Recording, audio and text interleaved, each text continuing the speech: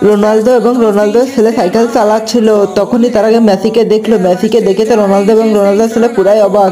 Messi একটা আমের পুরো মোটরসাইকেল চালাচ্ছিল, রোনালদোর কাছে একটা ভাঙা ছিল সাইকেল ছিল।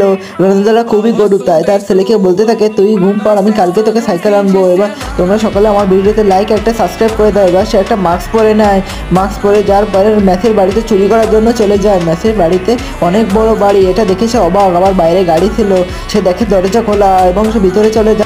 ভিতরে যাওয়ার পরে দেখা যায় সে একটা ঘরে চলে যায়, তাদের বেডরুমে খুলতে থাকে, কিন্তু বেডরুম তো হঠাৎ করে সে পেয়ে যায়। মেসির মাথার কাছে সিন্ধুকের চাবি ছিল, সে সিন্ধুকের তালা খুলে অনেকগুলো আপেল নিয়ে চলে যায় বাড়ি।